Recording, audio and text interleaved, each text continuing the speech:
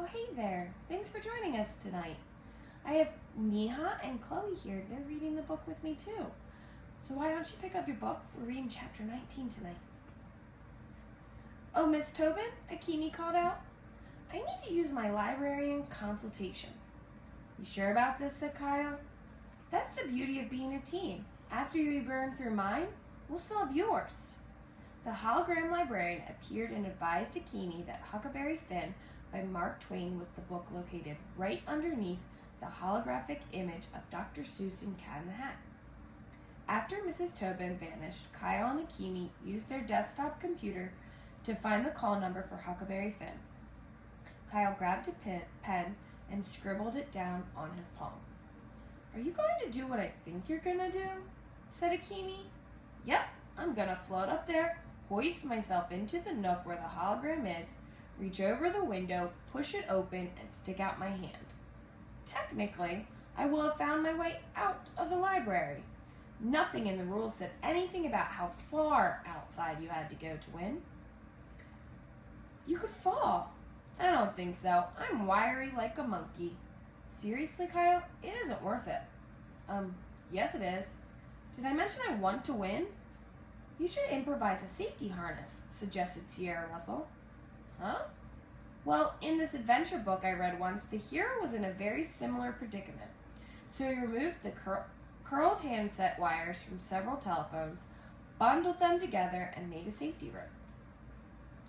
10 minutes later, Kyle, Akimi, and Sierra had stripped the springy wires off a couple of telephone handsets. Kyle looped the cables around the waist and tied the other end to the handrail of the hover ladder. When fully extended, the safety rope would stretch out a little more than 20 feet. It should work. Be careful up there, said Akimi. Yes, said Sierra, who wasn't reading her book anymore.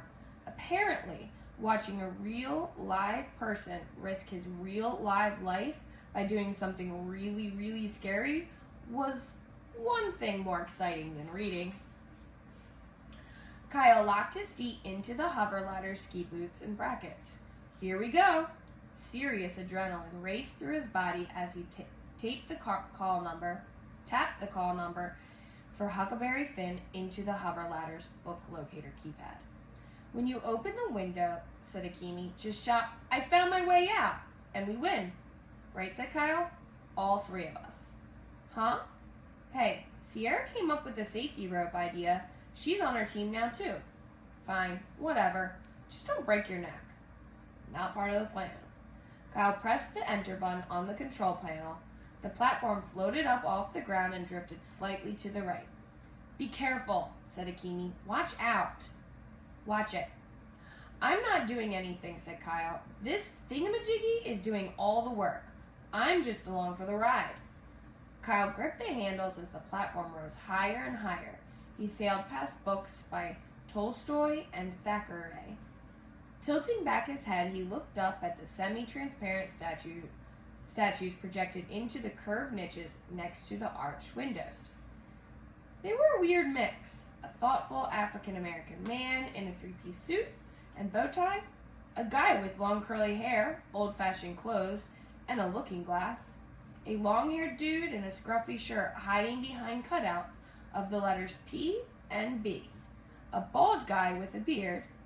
Since the statues were really holographic projections, they had chisel-type labels floating in front of their pedestals, identifying who the famous people were. The ones closest to Kyle were George Orwell, Lewis Carroll, Dr. Seuss, and Maya Angelou. As he continued to climb, Kyle could hear the soft whirl of the electromagnets invisibly lifting him towards the ceiling. And then he heard something much louder. What a ridiculous idea! Charles Chiltington. He was standing on the second floor balcony at the far side of the rotunda. You know, Keeley, I thought about doing the same thing, but then I noticed something you obviously overlooked. There's a wire mesh security screen on the other side of the windows. The levitating platform stuttered to a stop. Enjoy staring at the ceiling, Keeley. I'm off to win yet another game. Kyle ignored Chillington. and grabbed hold of the ledge beneath Dr. Seuss's berth. He tried to haul himself up, but his feet wouldn't budge. They were locked in place by those ski boot clamps. And this close to the skylights, Kyle could see that Chillington was right. There was a security screen on the other side of the windows. Kyle checked his wristwatch. It was 1 p.m. He and his teammates had wasted an hour on the lame window idea. He sighed heavily and stared up at the quivering Seuss projection in the bowed niche above his head. The Cat in the Hat's mask started to move. Think left, and think right, and think low, and think high. Kyle recognized the voice. It was Mr. Lemoncello. Oh, the thinks you can think up if only you try. In other words, Kyle was back to square one. He needed to think up a whole new escape plan. The ladder began to slow and steady descent to the floor, even though Kyle hadn't pushed the button. Don't listen to Smarty Pants, Charles, Akini coached as Kyle coasted towards the floor. It was worth a shot. I agree, said Sierra.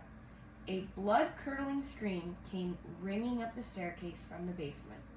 That's Haley, said Akini. I saw her go downstairs. That's where the stacks are, added Sierra. Come on, said Kyle. She could be in serious trouble. You should never help your competition, Keeley, scuffed Charles as he casually strolled down the spiral staircase.